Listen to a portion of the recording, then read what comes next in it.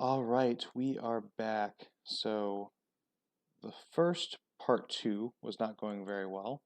So I had to restart it again. There were some difficulties and problems with it.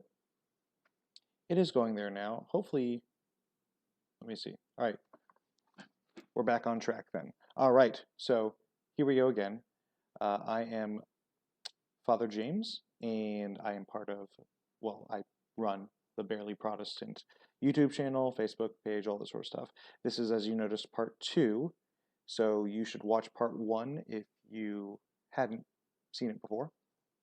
And, oh, now I'm looking at the image, and I think I'm behind my YouTube image now. Oh, well, anyway. So we'll get right to it. Starting at the 28-minute and 10-second mark, we will see let me preface it with this. So, Mr. Trent Horn is responding to a video done by Cameron Bertuzzi of Capturing Christianity with Dr. Jerry Walls, and Dr. Jerry Walls is presenting a paper he did on the papacy and why it fails historically to be tenable. And so Trent Horn is responding to that, and I'm responding to Trent Horn's response to that.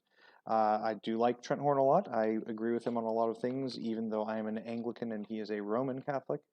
I do consider him a brother in Christ, and he would be welcome at the Eucharist as long as he has no unconfessed sins and confesses the real presence.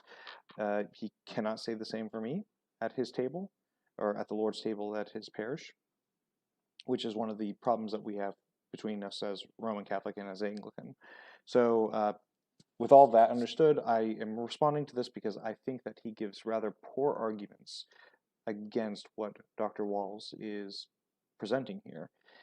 He gives indications, I think, he seems to me to have not actually read the article that Dr. Walls is talking about, Dr. Walls' own article. If he is, I would find that actually very problematic because I feel like he's being intentionally misleading on how he's critiquing it. As well, he gives a lot of sort of overstatements about what the arguments are and sort of attacks those rather than attacking and dealing with the actual arguments that are being presented both in this video and in the article itself. So we'll be seeing that sort of continuing on throughout this. And with that, I will continue. And where is my mouse? I don't know where my mouse is. I think it's hidden. 1 second. What I'm thinking of is that these claims are so specific and so detailed, some of them, that you would need some really good evidence in order to affirm that, other than just like, tradition or some sort of testimony. If we are to wait, we can have tradition. Tradition means that which is handed on. Tradere from the Greek tradere Latin, Greek paradosis. Tradition means that which is handed on. What's the evidence for the resurrection? Well, it's a tradition that Paul gives us in 1 Corinthians chapter 15, verses 3 through 8. He says, "What I have received, I hand on to you." It's a tradition that encapsulates the appearances of the risen Jesus to the disciples, to the apostles, and the testimony of Paul of seeing the risen Jesus and other people's testimony. So it's just interesting to me, Cameron doesn't have a problem with tradition and testimony establishing a miracle, a genuine miracle, a man rising from the dead, but it's not good enough to establish the a legal jurisdictional question about the leadership in the Church of Rome in the first century. As Johnny Carson would say, it's wild. That's wild. All right, so the problem is, yes, okay, I agree that tradition is important. I would disagree with Cameron Bertuzzi's sort of, and I mean no disrespect, but it's a sort of flippant sort of attitude towards tradition. He is an evangelical, as a traditional Protestant, as an Anglican. Within the Anglo-Catholic tradition especially, we would definitely hold to an importance of tradition. Scripture is tradition. It is more than that, obviously, but it is also tradition. It's the inspired words of God. So tradition is not bad. Tradition can be evidence. The problem is that the claims of the papacy do not stack up to what any sort of tradition, well, I'm not going to say any, but there's very weak evidence for the papacy. And in fact, that is what Dr. Walls' paper is on, his article is on. The first 100 years of the Roman Church, as far as we can tell, did not have any sort of monoepiscopal system. That does not have to mean that the person is called a bishop or anything like that, or even a presbyter. He could be called the Grand Poobah. But the point is that there does not seem to be this understanding of there being one leader in charge of the church in Rome, much less the entire world church. So this is the thing that's being critiqued. And with that, we will move on. Where am I at there? Okay, yeah. Accept these. As Protestants who don't accept them, then there's got to be some good evidence for them, but they're just so specific and so detailed that I would think the prior probability is already so low that you need a whole lot of evidence to basically bring it up to the level of a good probability assessment on the other end of it. Why would the claim there was a bishop in Rome in the 1st century, why would the prior probability be low? I understand an atheist seeing the prior probability of Christ being risen from the dead being low, though as Cameron and I would both agree that you can't assess prior probabilities of events merely by frequency. So if you say like, well, the odds, prior probability that Jesus would rise from the dead is almost zero. Why? Because that never happened. We've never seen that happen before. That's like saying the prior probability of the Big Bang is basically zero, because we've never observed a Big Bang before. So I would just encourage Cameron and other Protestants who think like him, don't, wear the same hat when you examine claims as a Protestant for mere Christianity. Wear the same hat when you look at Catholicism, and don't apply a more rigid standard to Catholic claims than you would to your own claim. So yeah. Yeah, so I agree totally that you should have consistent standards, and I believe that I do, and I would say Dr. Jerry Walls does as well. I would find the evidence for the understanding of the papacy in Vatican I, as proclaimed by Vatican I, to be incredibly shallow. I do not find good evidence for it. And I am holding the same standards that I would hold for the resurrection of Jesus or for any other thing out there. All right, so with all that being said, let's continue. Yeah, I just don't understand these claims that there was a 1st century bishop in Rome, why we should be so skeptical of that or having a low prior probability. Oh, actually, excuse me, I forgot we need to go to 3134. 3134, move there, that's close enough. The evidence is, and he's trying to approach things. This is his book. He's trying to approach it in as sober and historical a process as he can to look at the evidence for and against the bodily resurrection of Jesus. So here's what's interesting. That Dr. Walls compares the papacy, then, the evidence for the papacy to the evidence for the resurrection. And then he attacks the papacy saying, well, look, we don't have evidence, we don't have certain kinds of evidence for a 1st century bishop of Rome, which, as I said before, is not essential for the doctrine of the papacy to be true. We'll get to that later. But even still, he focuses on these arguments from silence. Those same arguments can go against things like the bodily resurrection of Jesus, because here's what Mike Licona says in his book on the subject. We'll get to that one in a second. That's not true in the least. The problem is that there is not enough positive evidence for the papacy. And I got attacked by a few, wonderful Roman apologists online. You know the type, I'm sure, who were basically calling me an atheist because I apparently allegedly said there was no evidence for the papacy. And so, I was doing a sort of Matt Dillahunty thing where, I'm saying there's no evidence, and by no evidence, I mean I've not been convinced yet. I watched my video, part 1, and I tend to be pretty careful in my words.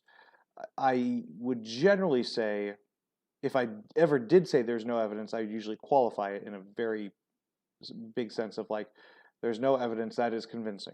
There is no, that sort of thing.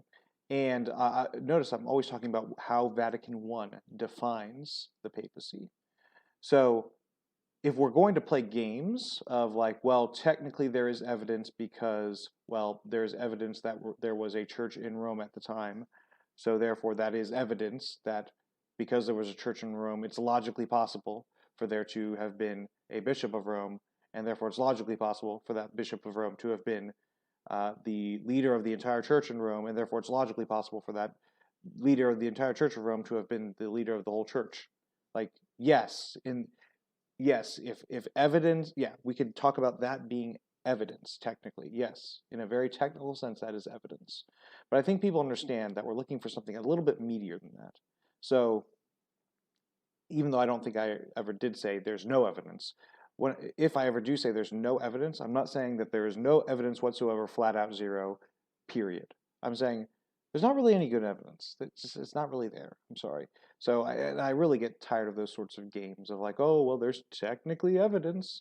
No, I'm sorry. Like, there's when I say there's no evidence, if I do say that, the very few times I do say that, if I do, I'm saying there's no convincing evidence. I think we can understand. I think we know how the English language works.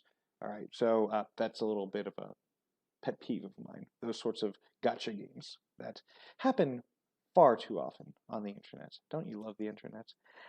So yeah, we're getting onto that. There's not enough positive evidence for the papacy existing at all the first century of Rome. Not just that, but there's not good evidence for a mono-episcopal system there either. And a mono-episcopal system is mono, single, episcopal, bishop, like having a bishop. There's no single bishop in charge, as far as we can tell, in the early church in Rome at that time. So the question is, well, can you provide evidence that there is a single bishop of Rome at this time? Because that's really important for your position. And then he's going to right now go into the Lacona quote, Mike Lacona. Neither will there ever be widespread agreement on the conclusion that Jesus rose from the dead, since the disparity of horizons among historians creates a gridlock, shattering any hopes of achieving a consensus. So what Mike is saying is that, well, some scholars are more skeptical than others, so not everyone's going to accept the claim that Jesus rose from the dead. Kind of like, I'd say to Dr. Walls, scholars will have different, more or less skeptical views of how, even among Catholic scholars, of how the papacy unfolded in the early church, but how it unfolded does not detract from the core historical truth, kind of like the historical bedrock of the resurrection, that Christ chose apostles, the apostles chose successors, and the successor of St. Peter had special prerogatives and leadership in the early church. All right, so here's the problem with this. He keeps comparing the resurrection, well, the article does, obviously, comparing the resurrection evidence for the papacy evidence. The article is simply claiming that the evidence for the papacy is not nearly as good as the evidence for the resurrection. That should be uncontroversial. That really should not be a controversial statement. I mean, within the first 100 years, when you're not even mentioning the Bishop of Rome, imagine if the earliest sources we had of Jesus even existing was about 100 years, a little bit over 100 years after his life and death and resurrection. That would be a lot weaker of a position. So what we have is we have literal evidence, evidence of Jesus existing, but like obviously there's a lot of that. But then going even further into evidence of the resurrection, we have within the latest about 5 years. About 5 years. And then we're comparing that to something where we don't have evidence of and again, yes, understand, the qualified sense of evidence. I'm not going to keep repeating myself there. We don't have that same sort of evidence for the papacy for 100 years. Finally, after 100 years, we have evidence of it. That's a major problem. You have to recognize that these two are not comparable when it comes to like the weight of evidence. And so it's much weaker for the papacy, much by far. And we have multiple things within just the generation of people, within that living memory, that living voice. So, I mean, obviously all the 27 books of the New Testament, which, obviously some are the same author. You've got, obviously, St. Paul, but then you also have Matthew, Mark, Luke, and John. And then if you want to posit Q and all that sort of stuff, going into all that sort of thing.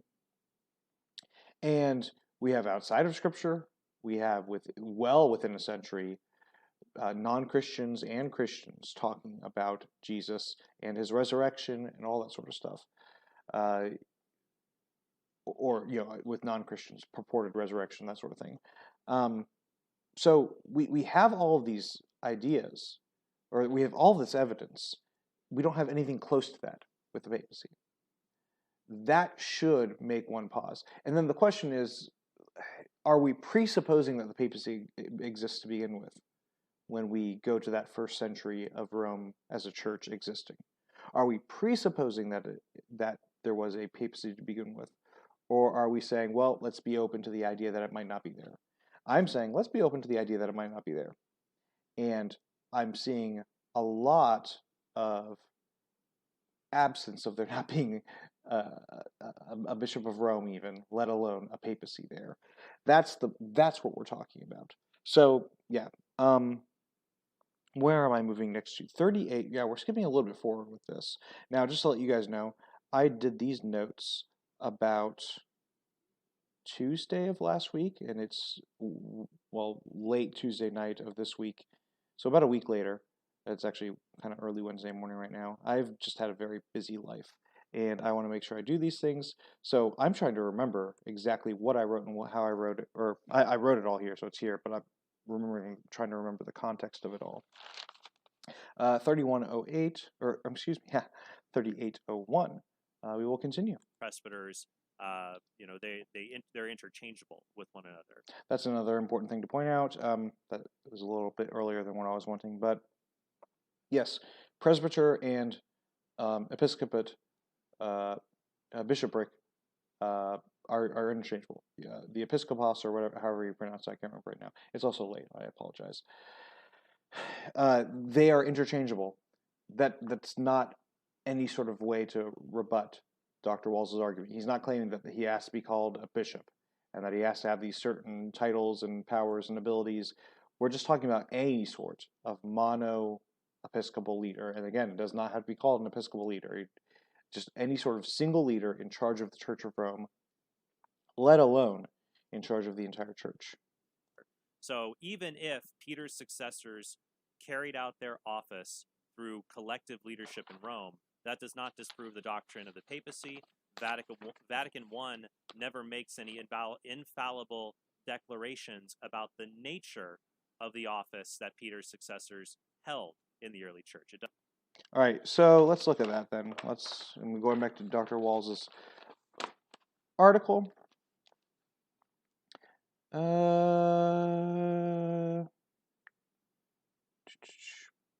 Where is it? For no one can be in doubt, indeed it was known in every age that the holy and most blessed Peter, prince and head of the apostles, the pillar of faith, and the foundation of the Catholic Church, this is from the Vatican I, received the keys of the kingdom from our Lord Jesus Christ, the Savior and Redeemer of the human race, and that to this day and forever he lives and presides and exercises judgment in his successors, the bishops of the Holy Roman See, which he founded and consecrated with his blood. I think I read that in part 1 as well. All right, so what Trent Horn is going to do is he is eventually going to go and talk about that line, because it's brought up in the video, as I recall. And he's going to say, well, that part is actually fallible, so you can just ignore that part. And, well, the rest of this stuff is, the therefore part is infallible. And I did talk about this in the first video. I don't want to belabor the point too much, but I really find that to be a rather problematic sort of way to deal with things like the Vatican's, quote, infallible statements, all that sort of stuff. This part is technically not fallible, therefore we just ignore it completely. Well, they're making that claim, and it's part of the Ecumenical Council, which is technically considered infallible. So if they're making this claim so haphazardly, this, and again, we're talking about all of all the venerable fathers believe this sort of stuff and all that sort of stuff. Like, that is a concern. If they're constantly making these sorts of grandiose claims, and we can just ignore them because, well, those are not the infallible parts. But then it goes back to that idea of, like, if I'm telling you something, and I say, therefore, because I said this, I saw the vase break, and it was done by Johnny. Therefore, Johnny should be punished. And then you find out that I didn't see the vase break, and then you find out that Johnny didn't break the vase, but you're like, well, the therefore part, the infallible part, is the therefore you should punish Johnny. Therefore, infallibly I have said you should punish Johnny, and you should still believe that you should punish Johnny, even though I just said that you should punish Johnny because I saw him break the plate, and I wasn't telling the truth about Johnny breaking the plate, either by seeing it or by him actually doing it. You see the problem? Like, those sorts of games are games. They are games. I'm sorry. All right, continuing on. I don't know if he says anything else here. Doesn't weigh into that matter. It just says that Peter had leadership authority over the church, and that Peter had successors, and the apostles had successors. I have more quotes that I could read, but I already read one. You can read the Vatican Council. It is replete with all these claims about the papacy, about how all the early church fathers knew about it, and that no one questioned it, and all that sort of stuff. It's there. And if he wants to play this precision of like, well, you cut away this part, this precision cut of like, okay, you get away these parts, and this is the infallible part. We already went over that. I find it really, really unconvincing. And those are the bishops. So that would be point one, that once again he's confusing Peter being pope and having successors with how the successors carried out their office, and whether the office of the bishop could arise gradually in the church. Yeah, he's not confusing that. That's point one. Point two, he's making an argument from authority here once again, saying that, well... Arguments from authority are not bad. Arguments from authority... I do really get tired of these sorts of games of the, quote, informal fallacy thing, where, oh, well, that's an argument from silence, therefore it's logically fallacious. Oh, that's an argument from authority, therefore it's logically fallacious. Oh, that's an ad hominem, therefore it's logically fallacious. If you've taken a logic class, and your average undergrad logic class, in your logic textbook, you will most likely, very, very most likely, not encounter a section about informal logical fallacies. They're called informal for a reason. So I don't like when people bring up these sorts of informal logic fallacies, and I say it as someone who, I used to do them myself. Like when I was in my early to mid-20s, I did these all the time. I was like, oh, that's the bandwagon fallacy. Oh, that's like, okay. The problem with these, quote, fallacies is that at best, they're sort of indicator of like, okay, here's a red light. Wait a minute, they're doing this. Is that being used logically fallaciously? And oftentimes it might be the case, but oftentimes, honestly, kind of almost just as often, it might not be the case. So if I think I did this one in my first video. I'll do this one again, but elaborate on it probably.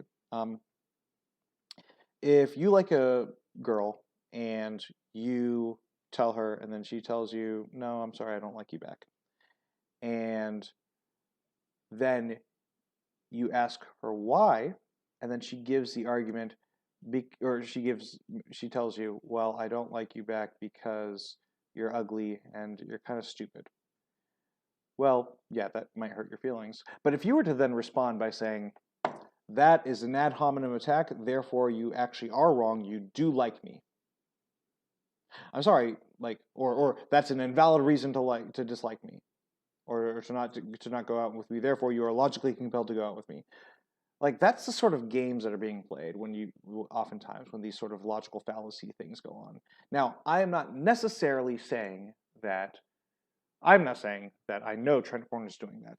I do think that Trent Horn is throwing these things out as a way to sort of try to weaken the arguments. I think that's very clear. And perhaps playing on this popular understanding that an argument from silence or an argument from authority is, quote, fallacious, just inherently, or some sort of thing. And that's not the case. They are not. And I want to call that out, and I don't think that is a good way to do rebuttals or debate discussions or anything like that. And that's not to say that I've never done those myself. In the past, again, like I used to be that guy, that very annoying guy on the internet who would do that. And yeah, it's not a helpful way to have arguments, because what I do is if someone ever brings that up to me, some sort of logically fallacious game thing, or the informal logical fallacies. I ask them to explain how it is logically fallacious. Oftentimes they can't. So do not rely upon, well, that is an argument from silence because they are arguing from silence, therefore it must be logically fallacious. Or they are pointing to authorities, therefore it is an argument from authority, therefore it's logically fallacious. No. Try to discover why it's logically fallacious, if it actually is. And don't just allow the heavy work to be done by those categories of argument from authority or argument from silence, or etc. Actually think through it and say, wait a minute, argument from authority, well, surely that's not completely fallacious always, because we wouldn't be able to do academics otherwise, because we cite authorities and we use them, like that's what citations are. So obviously it can't be completely fallacious all the time. So I encourage you to just sort of think through those sorts of things. All right, now he's going to get into Abraham, and we will get to that. Look at these Catholic authorities, and it looks like the consensus of them, though he only cites 2 in this video, shows that the office of the bishop emerged gradually and didn't come about until, at least in Rome, until the middle of the 2nd century. And I am highly skeptical of that opinion. And I think that the scholarship and arguments for it are weak, and we should move beyond what the authorities say. And we should say, well, what is the evidence for these claims? Because I would ask Dr. Walls, look, do you believe that Abraham was a historical individual? Maybe Dr. Walls doesn't. I don't know. I know a lot of Christians believe that, but I'll tell you what, since the 1970s and 80s, there was a big change in Old Testament scholarship that went from the view that the patriarchs were historical individuals to the claim that they were not historical individuals. And so a shift in the consensus occurred, though there's a dedicated minority today who still argue for the traditional view. And they would say, well, it's not about what the authorities say collectively, it's what does the evidence say? So yeah, okay. In a sense, I agree. My problem, though, is this. There are a few different problems between this and the papacy, or the understanding of Abraham versus the understanding of the papacy, and then like applying this to Dr. Jerry Walls. So first of all, Abraham lived 2,000 years before the life of Christ, before the life of the church in Rome, and so therefore about 4,000 years ago. We are not going to find much evidence beyond what we already have for Abraham. That's just going to be incredibly difficult. That being said, we actually do have evidence for Abraham. Now, again, it is much older, and we have, there's going to be much more of a separation, perhaps. It depends on how you date things. So that's its own problem, where we're talking about 2 different time frames. One is 4,000 years away, the other is 2,000 years away. One is we're always going to have much less information than we would like, and there's going to be a lot more information the closer we get to our time. So that's the first problem.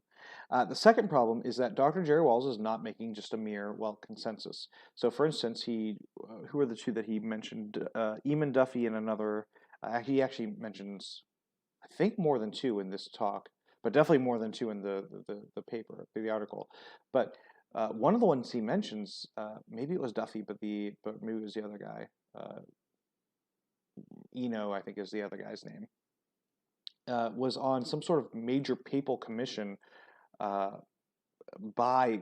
sanctioned by the papacy. So very much a high-ranking sort of scholar here. And the problem is that we're not just saying, okay, well, here's a list of scholars on this side, a list of scholars on this side.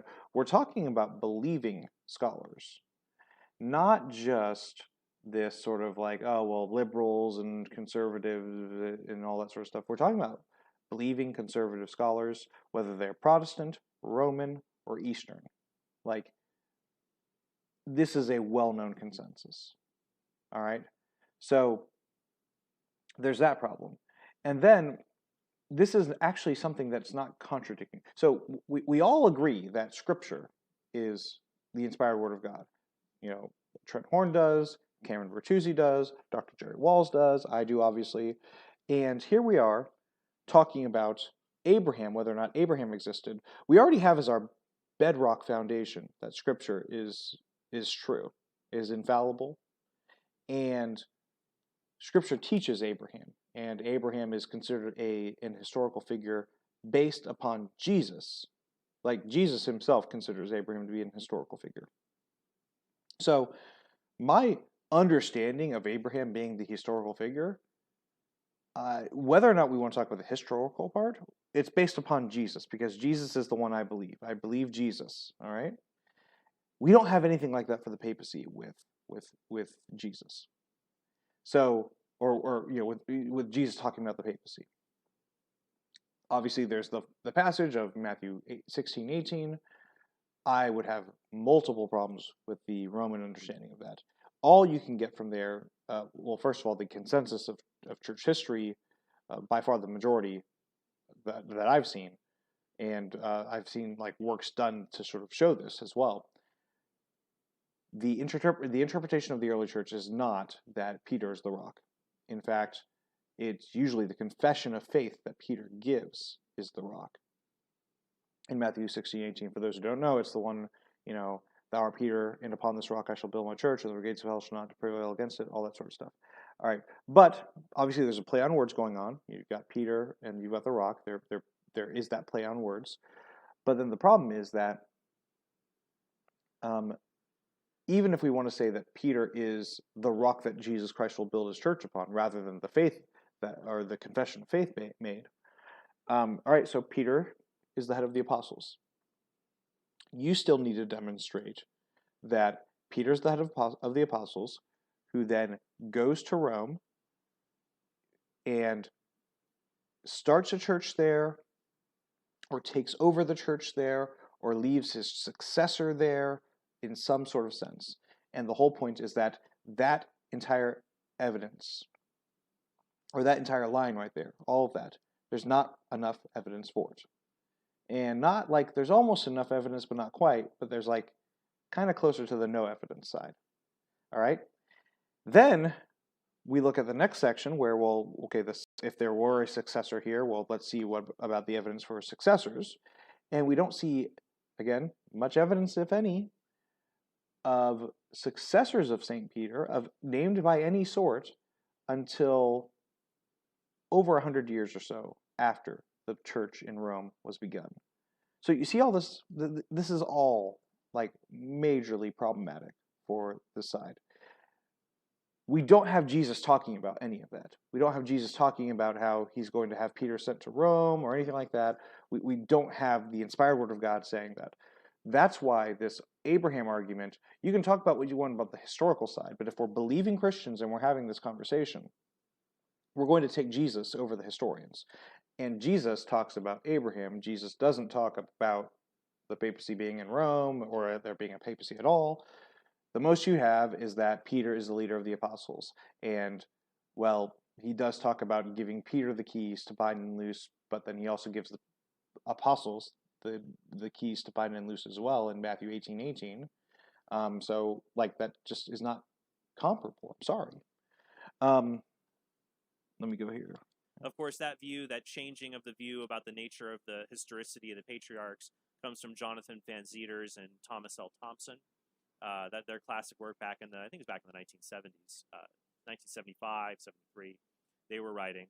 But I'm sure Dr. Walls would say, well, and other Old Testament scholars who are more conservative in their views or traditional would say, well, what is the evidence? Is it just a bunch of arguments from silence that aren't really that persuasive? So once again, if you're a Protestant... arguments from silence can be persuasive. So here, I think that I wrote two examples here. So here's the issue I wrote. A bad argument from silence might be something like this. Quote, we don't have other texts verifying what this text says. So we don't have other texts verifying what the texts we already do have said, which are, again, approved by Jesus himself and pointed to by Jesus himself. That would be a bad argument from silence. Like, because we already do have the text of Genesis talking about Abraham. And then we have other Old Testament texts and other New Testament texts. I need to shave because I'm getting itchy on my nose from my mustache, my facial hair. So a good argument from silence might be something like this. Look, we have a bunch of texts from this particular time of people writing to or from this particular place about a group of people intimately connected with this particular person, about the thing this person is allegedly in charge of, and they do not once mention this person or this thing. That would be a good argument from silence. Like, look, all right, you expect me to believe that there is a person in that room over there, all right? Every time I walk into that room, there's no one there. Oh, but they keep getting out every single time you walk in. Oh, okay. Is there another door? No, there's no. Is there a window? No, no. Is there a box that this person might be hiding in? Like, that is an argument from silence. Like, I go into this room, and you keep telling me there's a person in here, but every time I go in, there's no one there. That's an argument from silence. It works still. All right? Now, yes, you could be wrong. He could be invisible at the time, or whatever you want to argue. Like, yes, but an argument from silence can be powerful. Like, you can keep walking in and out of the room, and if there's no one there, that you see, there's no one there that you see. Like, we're justified in that. All right, so moving on to 43, 49. 43, 49, 43, 49. 43, 13. It's not like, 43, 44 is close enough. All right. He cites some of the legends that grew up around the Pope and the like that do not have historical substance. And there are also legends that grew up around Jesus. I mean, read the apocryphal Gospels. Of course there are going to be legends in early history. There are legends going around the Pope, so we can't trust this. Yeah, Dr. Walls wasn't making an argument about, because there are legends, therefore the papacy is false. He was just pointing out that those were the only sort of evidences at the time. I think that should be obviously understood, and I don't know why Trent Horn is critiquing that point, but whatever. Let's see. Yeah. What I wrote here is Dr. Walls never claimed that these were indications, and I cut it off a little bit because Dr. Walls was talking about them. And if you think otherwise, you can go back and see if he's trying to make some sort of argument that I think is very clear he's not making. So I don't understand why Mr. Horn is reacting to this. This seems like he's applying an argument to Dr. Walls that Dr. Walls himself did not make. And I don't know why he's doing that. All right. Let's see. Well, I'll give him a little bit more there. Historical data related to the papacy. What about the historical legends about Jesus? What about the Gospel of Thomas, where Jesus is a 5-year-old boy, he brings clay pigeons to life, he kills a little boy and then brings him back to life? What about the Gospel of Peter? Yeah, I don't know why he's going on this. That's not the argument that Dr. Walls made, and I don't understand why he thinks that that's what was being made. All right, 45, 39, that's close enough. All right, we'll continue. Divinity of Christ. And it continues as follows. These stories were to be accepted as sober history by some of the greatest minds of the church, Origen, Ambrose, Augustine, but they are pious romance, not history, and the fact is that we have no reliable accounts either of Peter's later life or the manner or place of his death. Neither Peter nor Paul founded the church at Rome, for there were Christians in the city before either of the apostles set foot there. Nor can we assume, as Irenaeus did, that the apostles established there a succession of bishops to carry on their work in the city. For all the indications are that there was no single bishop at Rome for almost a century after the death of the apostles. In fact, wherever we turn, the solid outlines of the Petrine succession at Rome seem to blur and dissolve. Okay, first I would say that an apostle does not have to be the very first Christian in a community of believers in order to found the church there. You could already have Christians meeting in household churches led by presbyters without being a formal church that has been established. You had people... Yeah, so Duffy and Dr. Walls never claimed otherwise. Now, if I'm saying, look, there are no rubber balls in any of these boxes. Look, there are no rubber balls in box A. There are no rubber balls in box B. And then he stops me and then says, look, no. Just because there are no rubber balls in box A doesn't mean that there are no rubber balls in any of the boxes. Yes, okay, I know, but we're going one by one, okay? So, and I find that to be kind of frustrating, where, he's pointing out like these dissecting points of like, look, there's no evidence of this here, there's no evidence of this here, and they're piecing together the bits of evidence that the evidence from the arguments from silence, the fact that there's no evidence, or again qualified in no evidence, meaning nearly no evidence or no convincing evidence. And Trent Horn is complaining about, well, look, just because it's not in box A doesn't mean it's in box B. It's not in box B or C or C. Like, yes, we're going box by box. So I'm not impressed with that sort of argumentation. I think you should let the person, like, take it all collectively. People where the gospel is preached, they begin to meet in house churches. You have a priest, a presbyter, or an elder who leads them and presides over the Eucharistic service. But then, once there are sufficient numbers of Christians within those areas, you would have an apostle incorporated, so to speak. So they found it in the sense that he gives a stamp of approval upon that community. It doesn't have to be that Paul and Peter just showed up there. They were the first people to set foot there, like Neil Armstrong on the moon or something like that, and then establish the church, and then it grew from there. That's not a way of looking at church. I would really like to see, this isn't in my notes, but I'd really like to see someone like Trent Horn or others who would hold to this understanding of, like, basically you can sort of like not have presbyters or bishops and just sort of it grow from the ground up, like with people first and then having leaders from it. I'd love to see them interact with that and apostolic curiae, which is so detailed, and you have to have this very precise formula concerning the episcopate. Otherwise, you have absolutely null and utterly void holy orders. I'd love to see how those two mix together. History. Second, this really skeptical claim about Peter's connection to Rome. What's funny is it's not skeptical. You can read Protestant scholars who have a far less skeptical view of the matter. Sean McDowell, for example.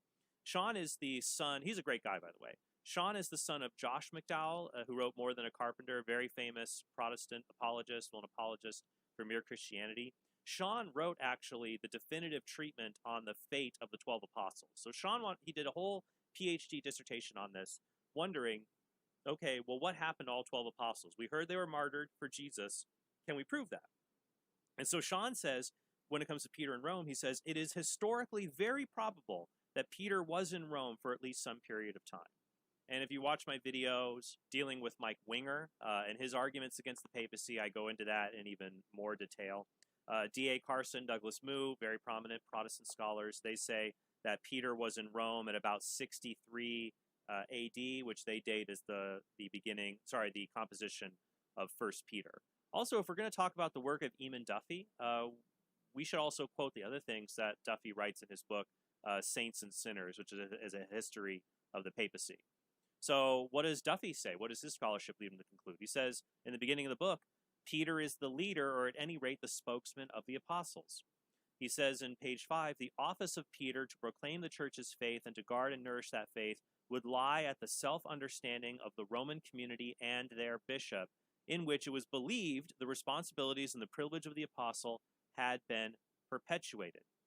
Duffy goes on to say, it is hard to account for the continuing interest in Peter in the Gospels and Acts unless Peter's authority continued to be meaningful after his death.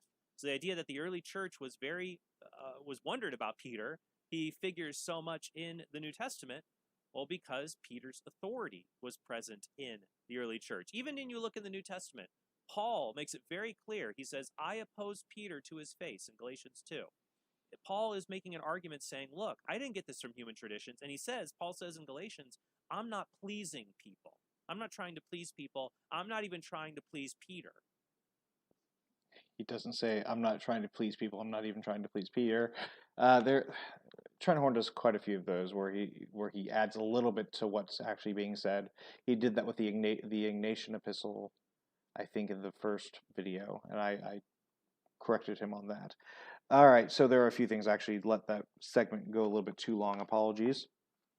So the whole really skeptical thing, no one here is claiming,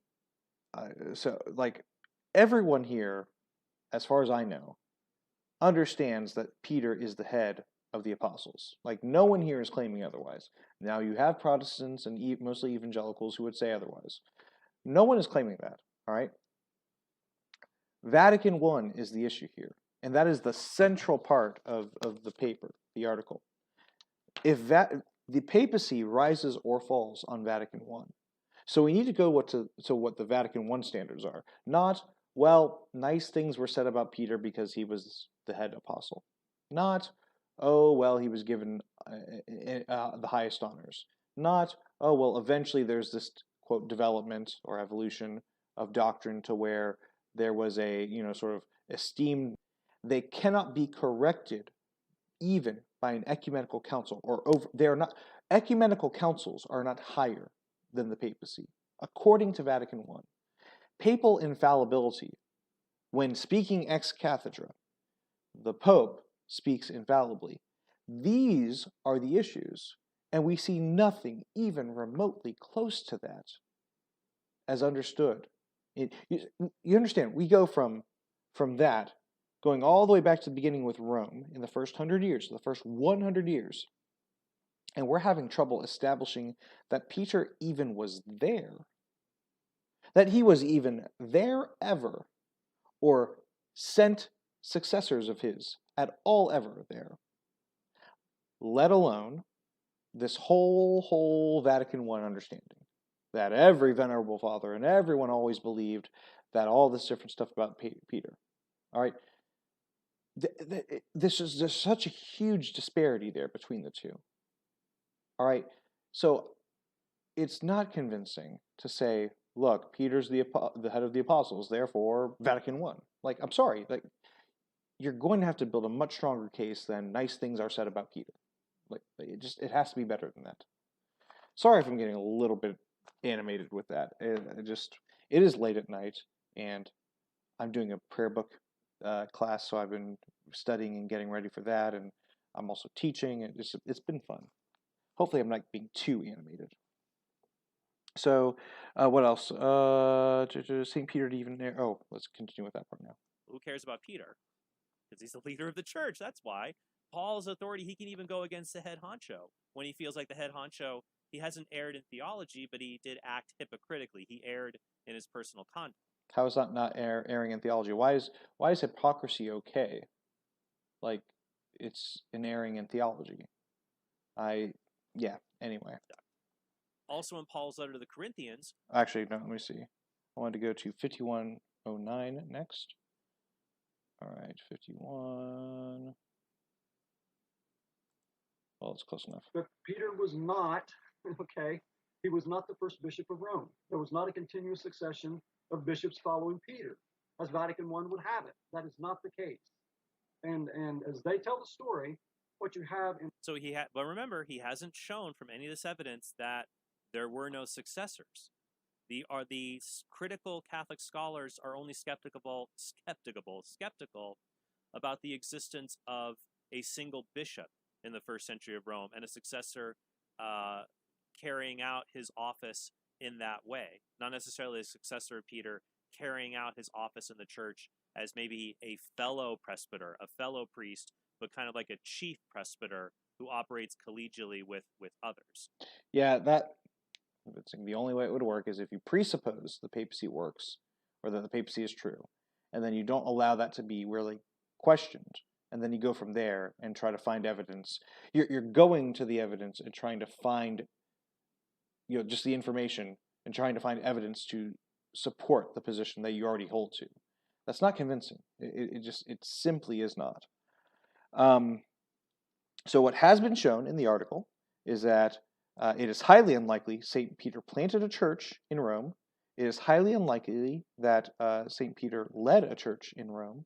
It is highly unlikely that he was even martyred there. Those are very unlikely. That is what's being shown in the article itself. And I would like to see the positive evidence for the idea that any of that is true. I'd like to see the positive evidence, but there isn't really that much, if there is any at all, in the common sense understanding of what that means. I'll skip over now to 5236. 5236. Ooh, right there, I got it. Okay, first, there's going to be an inconsistency here when the claim is that in Rome, you don't have pressures to elevate someone to being a bishop until the middle of the 2nd century, when by the early 2nd century, by 108 AD, the evidence is clear from St. Ignatius of Antioch that the office of the bishop, of having a single bishop, had been established for a long time. So why would Rome be any different than these other communities where there is a single bishop? To borrow Cameron's appeal to prior probability, if other major cities, other major churches in the early 2nd century, 50 years before the papacy supposedly developed, had a single bishop, then that raises the prior probability that Rome had a single bishop leading it as well. Yeah, no, so here's the problem. So Dr. Walls is talking about specifically Rome having no episcopacy. The evidence concerning Rome seems to point to a plurality of elders. So that's the problem. It's not that he's saying there's no bishops at all. It's that there is not one in Rome specifically, as far as we can tell. Certainly not with anything close to the understanding of the papacy as espoused by Vatican I. All right, so he's not... Though, as I said before, and as we'll see, it doesn't mean that in the late 1st century, for example, the Roman Church wasn't led by a group of presbyters, one of whom was the chief presbyter. That would be an Episcopal system. I'm sorry, that is virtually that's only distinguishable in the ontological theological sense from an Episcopal system. So like he's acting like that's something that's massively different. No, it's not. Who was the successor of St. Funny is like actually the only way it would be different is in the theological ontological part, which is the most important part for the Roman position. So not only is it not distinguishable, like historically we would find evidence for that, it would seem, but like it would not only be like if that were the case, we would still expect to find some sort of historical evidence for that that's sufficient. But on top of that, that wouldn't actually even be allowed by Rome today, where this understanding is that the bishop who's not a bishop would just be the sort of first among equals of presbyters. He's still a presbyter. He's not, because the threefold order is you are a deacon, you are a priest, and then you are a bishop. And the bishop is the only one who has the power to consecrate. He's the only one who has the authority to consecrate. So ontologically, theologically, that wouldn't work for your system. I'm sorry. Peter. Also, I would like to add that Lampe is a Protestant scholar, not a Catholic scholar. And who cares? Okay. So while Jerry Walls has been talking about Catholic scholars, this and that, Lampe is a older Protestant scholar, and a lot of this seems reminiscent of Protestant scholarship that tried to show that the early church was kind of a pristine and primitive collection of believers who were all equal in rank, so to speak. You had the apostles, of course, but everybody else was equal in their authority, and so there were all these different churches that popped up. There was not a single church. There were different churches. There's different churches in Rome and churches in other areas. But even Protestant scholars reject that view that there were multiple churches led in this kind of fractured way. Of course. I really dislike when people sort of insert these other ideas into someone's articles or someone's arguments, acting as if, well, it sounds like this, therefore, let's see if I can sneak this into it actually being the position of what Dr. Walls is trying to portray here. I find that honestly dishonest. But I don't know if it's being intentionally done, but if it's unintentionally being done, it is just because, well, not just, but it is because there is this strong desire to defend the papacy that you're not actually thinking through the arguments that you're making. And so you first come up like, oh, that sounds kind of like this, so let's bring this into here. No, that's not what Dr. Walls is arguing. He's not been arguing that. And I honestly don't appreciate it. And make it sound like that's actually what he's saying. I find that dishonest. I find that irresponsible at the very, very least. Of course, when you have Roman persecution, you're going to have different house churches that don't meet with one another that operate secretly. But D.A. Carson, a very, very good Protestant scholar, here's what he says, actually. He notices this. He says, only church, ecclesia in the singular. So he says only the singular word church is used for the congregation of all believers in one city. All right, so I have some more notes with this. I want to reiterate some parts. So first, no, it doesn't sound like that. That's not what Dr. Jerry Walls is arguing. Second one, even if he was arguing it, so who cares? Like, who cares? We should only care if the evidence is there. That's what we should care for, the evidence. And again, qualify. Internet Roman trollers and defenders are going to be upset about the sort of, oh, no evidence, all that sort of stuff. No. We should only care if the evidence is there. And only, I don't mean like only, we shouldn't care about anything else ever. Like, okay, anyway. Sorry, I feel like I am coming across a little bit sort of antagonistic here. I do really apologize if I am. Part of it is it gets very frustrating having to talk with Roman Catholics online about these sorts of things. Not everyone. There are some good Roman Catholics I talk with, and they are very kind, they're very intelligent, and they are very good in many ways. But there are so many also common, and let me clarify this because I don't want to sound like I'm mixing things up. I don't think Dr. Trent Horn, or Mr. Trent Horn, excuse me,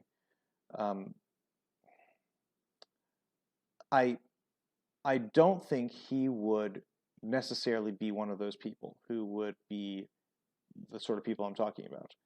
I'm bringing this up because I do get comments and I do get arguments from people, whether it's on Facebook or Twitter or YouTube or whatever, just these nasty comments of you're making these claims, this or that, you're an atheist or that sort of thing. And I'm like, I'm not an atheist. And it's just very mean. And yes, of course, that's the internet and all that sort of stuff. I don't think Mr. Horn is like that. I don't think he's a meanie or anything like that. I do have problems with some of his argumentation, and I'll be very clear and forthright on that. But I don't think he's that sort of troll. I think that he is not critically thinking through his own arguments. And the reason I'm qualifying some of this stuff and the reason there's a bit of anger is that if it's coming across, I'm trying not to show any sort of anger, or frustration, is that I am repeatedly having to deal with, and I might actually do a video on this. I am repeatedly having to deal with Roman Catholics who are just absolutely nasty, who will mock Anglicanism and insult you to, well, not to your face because it's behind a computer screen, so not to your face. They're not even willing to do that. And just downright nasty, and it gets really frustrating. And so it's just, yeah, there's that there.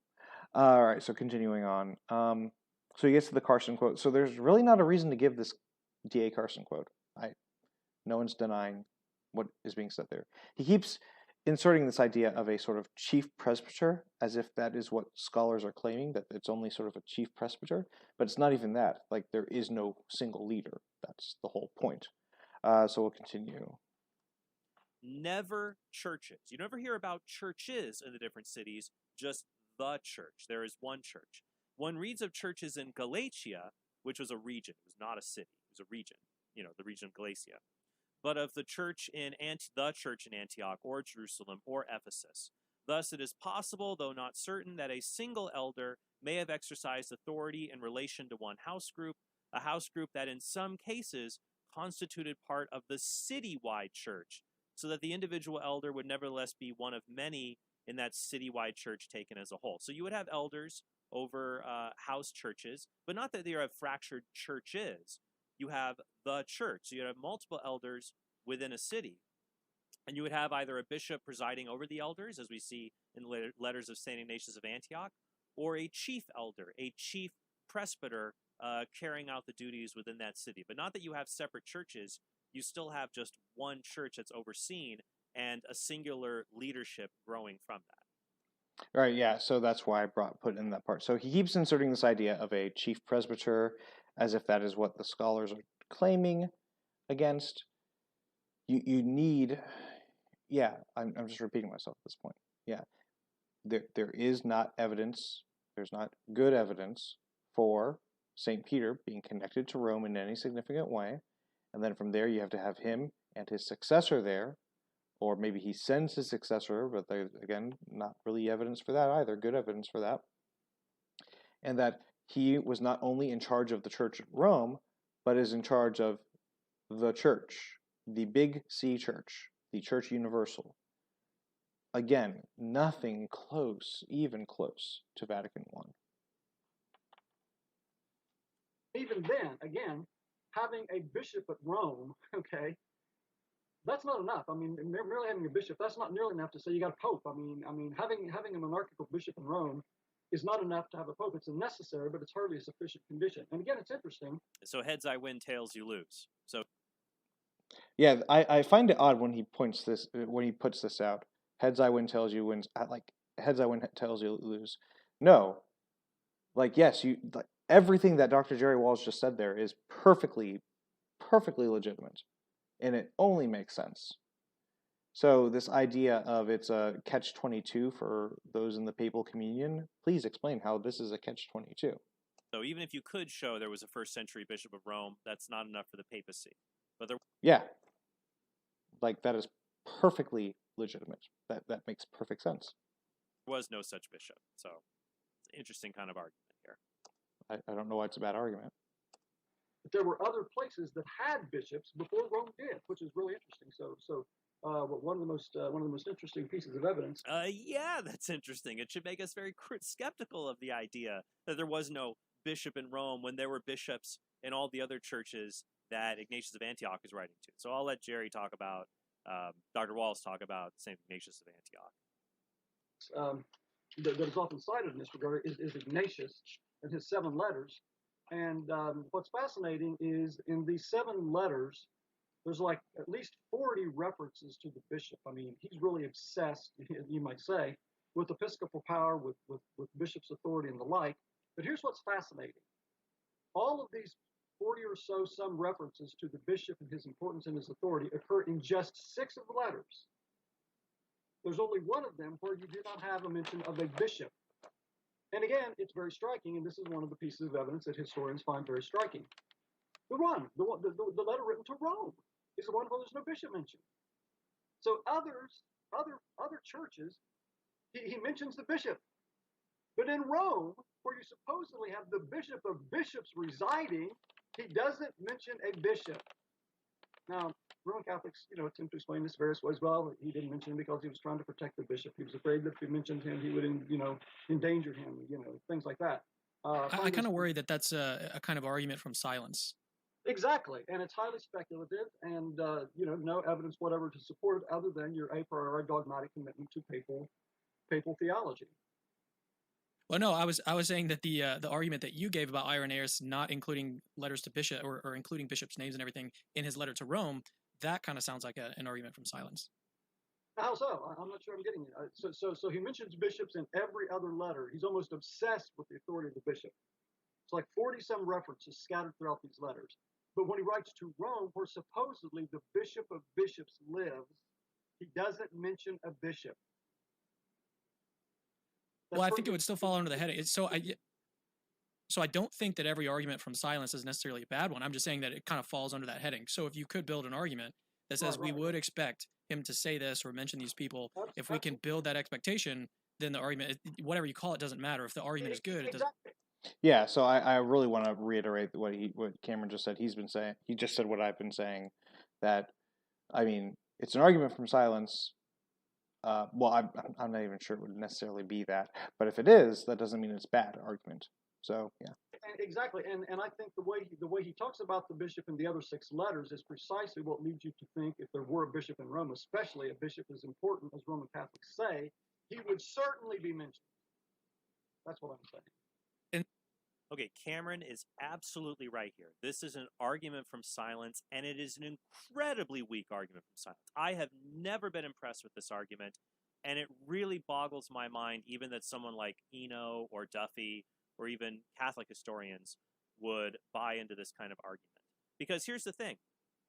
So the bishop of Rome, the bishop is not mentioned in the letter to the Romans, but he's mentioned in the other Ignatian correspondence. All right, first, how is this a weak argument? We're going to get into it. Obviously, I'm kind of doing it rhetorically. Horn points to, we haven't gotten to that part yet. But if the letter to Rome is different in highly relevant aspects than the other letters St. Ignatius writes, then we have good grounds for thinking that it would be different and maybe the bishop would not be mentioned. Let me give you a few examples of those differences.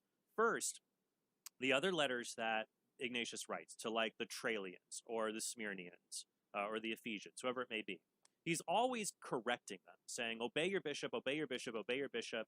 Don't fall into schism. Don't fall into sedition, whatever it might be. Obey your bishop. He's correcting them.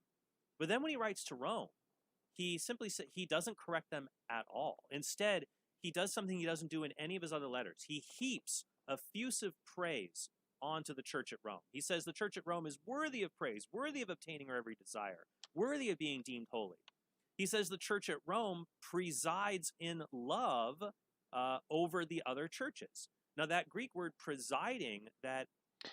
Now, you notice what he actually did presides in love, and then he adds the words over the other churches. He did that before with another thing that I quoted, or that we went through in this video. I thought this was in the first video, or the first half hour of the video, but apparently it's here. I just remember it from my note writing. Yeah, so presides in love, and then he adds over the other churches. That is not what St. Ignatius says there. He says presides in love. Presiding in love, I mean, that could just be the most loving. You know, no one loves more kind of thing. And this goes to the he's pointing out that they're, worthy of this, worthy of praise, worthy of all that sort of stuff, and heaping praise upon Rome. Here's the problem. St. Ignatius is from Antioch. And the other letters are letters of churches he sort of knows. He knows. All right? The letter that he's writing to Rome is one he is not as familiar with. Now, you might think, oh, well, then that would be the reason why he doesn't mention a bishop, because he doesn't know of any bishops there. Sure. But I think the more interesting point is that if there is this understanding that Rome or Peter's successors are there, why? Well, first of all, he is a descendant of Peter. Like, St. Peter did leave successors in Antioch. So he himself is a leader or is a successor to St. Peter. St. Ignatius is. So there's that part. And he doesn't know, apparently, about this understanding of this line from Rome, from St. Peter himself. Like, you'd think that would be cleared up first. But no, he doesn't have that information there. He doesn't seem to understand it that way. That I find that very odd. I don't see how that is consistent with the Roman claims and any sort of reasonable standard.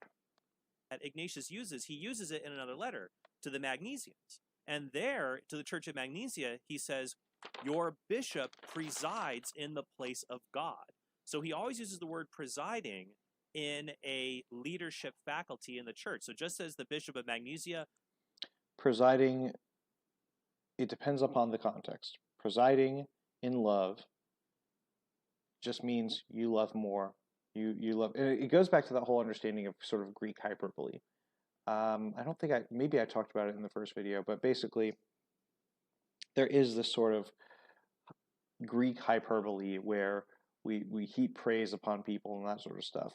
Presides in love does not talk about you are in charge of the other churches. He had to insert that artificially, and I am going to call him out on that. I think that is actually just outright dishonest, because it does not say presides in love over the other churches. It doesn't say that. It just says presides in love. And I think that is honestly very dishonest. But yeah. Leads the Church at Magnesia. The Church of Rome presides or leads over the other churches. Well, he only says the Church at Rome. He doesn't say the Bishop of Rome, Trent. Why doesn't he do that? Well, we should be skeptical here. We should be highly skeptical of the idea that there was no bishop at Rome, because for Ignatius of Antioch, if you did not have a bishop, you were not a church. You're not a real church without a bishop. Here's what he says to the letter to the Trallians. St. Ignatius says, in like manner, Let all reverence the deacons as an appointment of Jesus Christ, and the bishop as Jesus Christ, who is the Son of the Father, and the presbyters as the Sanhedrin of God. Oops, Sanhedrin. Fix that there. An assembly of the apostles. Apart from these, there is no church. So when Ignatius writes to the Trallians, he says you got to have deacons, you got to have presbyters. So the deacons are an appointment by Jesus himself. The presbyters are kind of like the Sanhedrin, if you will. They're like the council of elders. But you also got to have a bishop. You got to have deacons, bishop, presbyters. Apart from these, there is no church. So for Ignatius, if you don't have these three offices, you are not a church. And in particular, you got to have a bishop because you need to obey the bishop. Just as Jesus Christ obeys the Father, you got to obey your bishop. So if apart from these, there is no church. But then why does Ignatius of Antioch, he heaps all of this praise on the church at Rome? If Rome had no bishop, it wouldn't even be a real church. And what he's telling them in this letter, he's saying, don't rescue me. Don't try to come after me. Don't try to intervene. Ignatius is being taken to Rome for martyrdom at this point. And his letter to Rome is, the Roman church is short. He simply is saying, don't come and rescue me.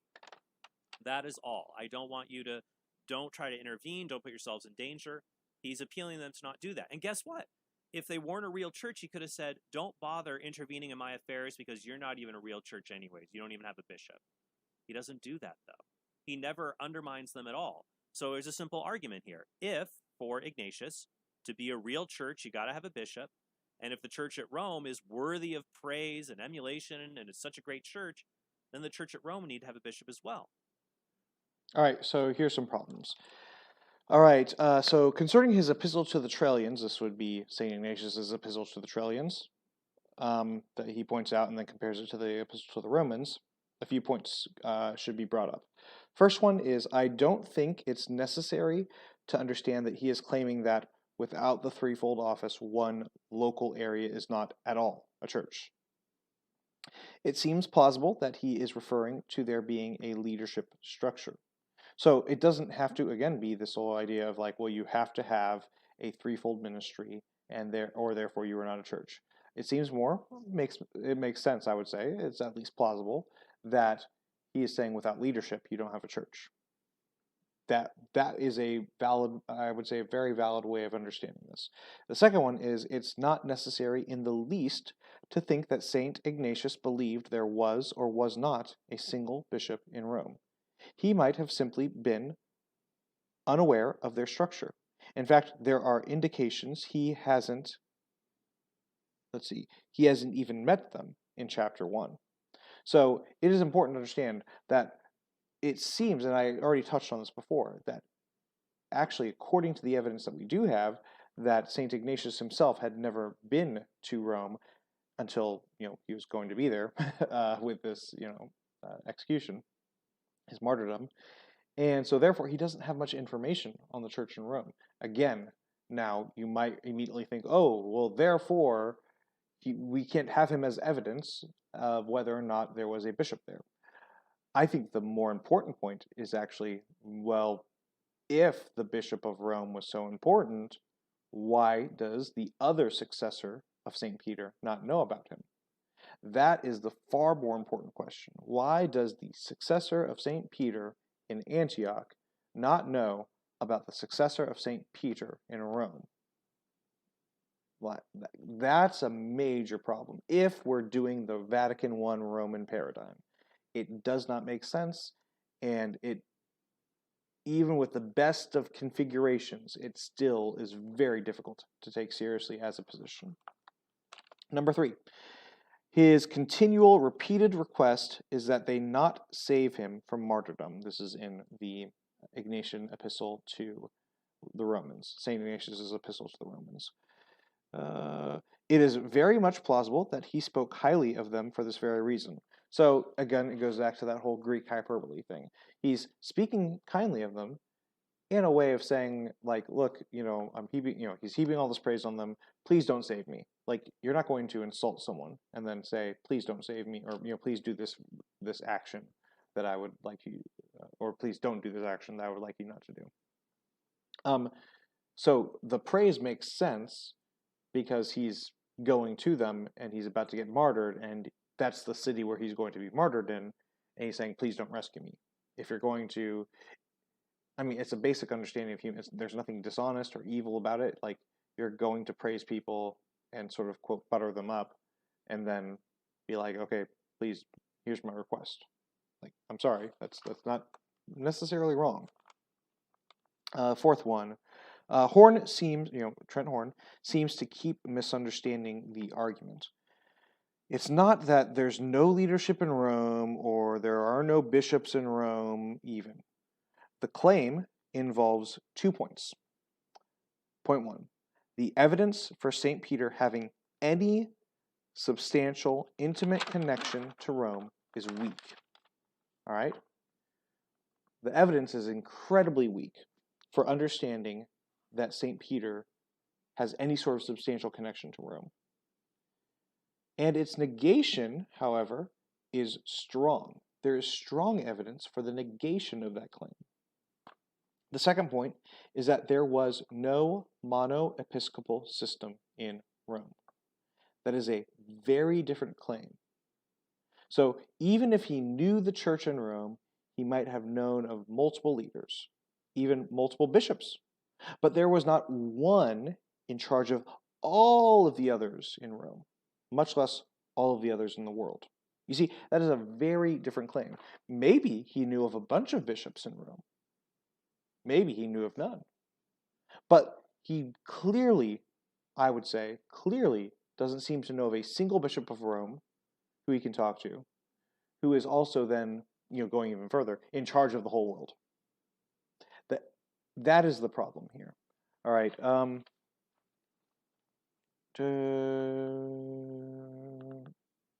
Okay. Let's see if he goes. Okay, but what about the argument from silence? Why doesn't he mention the bishop at Rome? Why doesn't he mention a bishop at all in his letter to the Romans? Well, here's the thing. Ignatius also doesn't mention presbyters in Rome or deacons in Rome either. In fact, he never mentions anyone in Rome by name at all. Well, that's weird. So should we follow Dr. Walls and say because Ignatius never mentions the deacons, he never mentions priests, he never mentions Christians by name in Rome, therefore there were no priests, there were no deacons, there were no Christians there? I just find that insulting. That's just insultingly, I don't even know if I should actually respond to that. That is very obviously just a silly rebuttal. No, not at all. In fact, that's a really curious absence, omission from Ignatius' letter. Why would he not mention deacons, priests, bishops, or anybody by name in the city of Rome? Well, Jerry Walls, he kind of laughed off that idea that Ignatius is trying to protect people, but that makes perfect sense. All the other letters that Ignatius was writing were to churches in Asia Minor, which is now modern-day Turkey. Rome was, I think, the farthest away church he was writing to. Good evidence for what I said earlier, where he knows the churches in Asia Minor, not the ones in Rome. And he's under guard. And he said that the Roman centurions are like angry leopards who mete out punishment. They're very harsh. So imagine if they got a hold of a letter from him saying, I greet you, Bishop of Rome, so-and-so, which he does in his other letters, or give my regards to this believer, so-and-so. Aha, I've got names now. I can go arrest people. So this argument is really odd because I would sense that if we are talking about the fear for safety, like why write a letter at all to Rome? Peter's chair or something like that. Mention something like that. So also, I think it's far more plausible he knew no one in Rome. That just makes so much more sense because he lives in Asia Minor, and the only reason why you would have this idea that he would have to know people in Rome is if you already presupposed the papacy. And that's just not the case. So I find these, all right, so I don't know if I've said this a few times already. I don't know if I am coming across in a sort of frustrated manner. If I am, I apologize. But yeah, I find the arguments here to be rather weak for the papacy. We are going to go through more videos, or more the rest of the video. I mean, we only went through just over an hour now. I think the rest of it will be going by a little bit quicker, but it's going to be a multi-part series. I mean, it already is a multi-part series. Anyway, if you do like this video, please like it, please subscribe, and Mr. Trent Horn, again, I have a lot of respect for you in many ways with what I've seen in other stuff that you've done. I find I do find a lot of what you're saying here to be rather weak, and at some points I would say I don't know if it intentionally dishonest or if it just is wrong or what it is, but there are just some major problems, major issues with your argumentation here. And I think you need to actually critically think through the arguments that you make. And I say that as love for you as a brother, and I wish we could commune at the same table, but only one of our communions does not allow that. So God's blessings. I hope you all have a good night. Again, this is Father James from Barely Protestant. Peace.